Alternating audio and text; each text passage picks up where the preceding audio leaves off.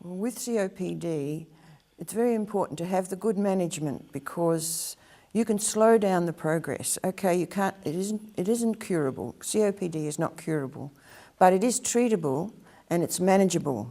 And those are the two words you hang on to because that gives you hope. I find that the exercise has made a big difference. I've said to friends and I'll say to anybody that when I first started running, inclines were hills and hills were mountains. I recently ran the City to Surf. There is no way I thought I could ever run that hill again. It's known as Heartbreak Hill. Even people from all over Australia have heard of that nasty little hill. It's something that I thought was not possible.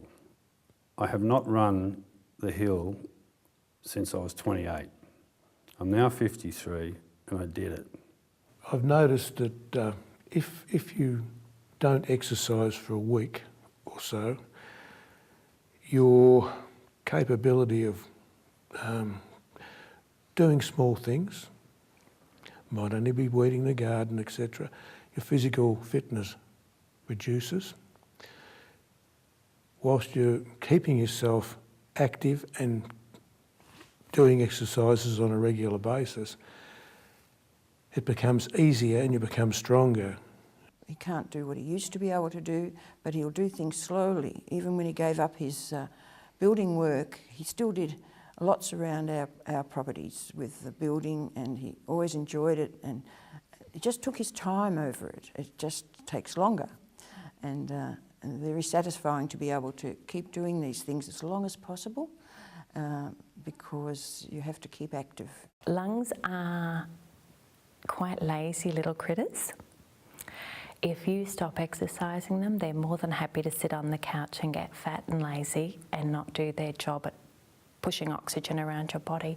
Because of the disease, you build up mucus within the lung tissues and it won't move. You are then susceptible to pneumonia and colds and chest infections and the horrible coughing because your body's trying to expel it but it cannot. So exercise, I don't sound that pleasant when I'm in an RPM class because exercise shifts all that. What's basically happening through the exercise is you're getting all your body, all your other organs, all your muscles, getting them stronger to support your lungs. So years ago, they used to think anybody with lung disease should not do any exercise at all. You should just sit and die, basically.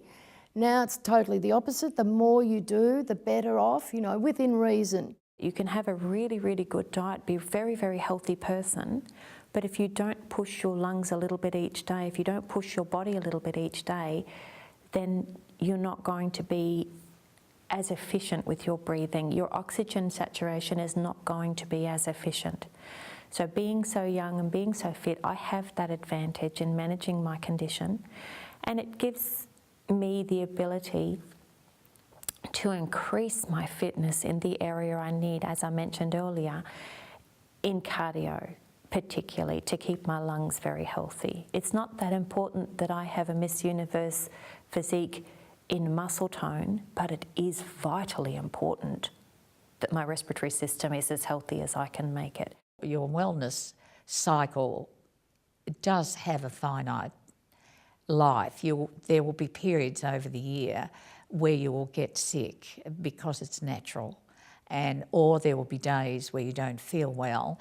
And if you have, when you can still cook, things that you've done in bulk, well, you'll have them in the freeze and you can pull them out and just put them on. So if you were cooking spaghetti sauce, maybe you'd get 2 kilos of meat and cook the sauce and divide it into packets and put it in the fridge so that if there was a day during the week that you didn't feel all that well, you could just pull that out and, there's not a lot of labour.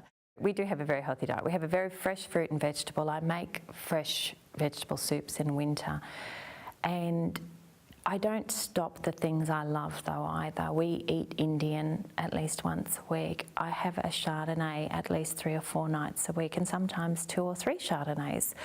I don't stop having a life. I simply moderate what we do and how we eat from where I was. Not that I've ever had a bad diet, that's not true, but I have been known to have a fairly high junk food diet at times and just go to the gym that little bit extra to make up for it. But now I have I'm good 5 days a week. I've just re-enrolled into a new fitness program through the Lung Foundation, and I start in October, and hopefully this will give me some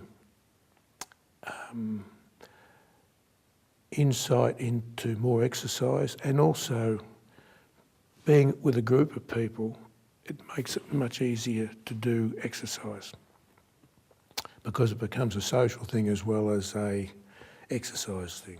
So you tend to do it. Whereas if you're on your own, do it tomorrow, it's too cold today, or it's too hot, and you just put it off. But if you're going to meet a group of guys or women to do these exercises, it's motivation, and it's great. Work builds up, family pressures build up, you've still got to cook and clean and iron, and you've still got to do all the things that relate to life. You still want to go out and have friends, you still want to go out and do all these things. And exercise goes, you just exhaust yourself for an hour a day, and then it's just like nothing's insurmountable.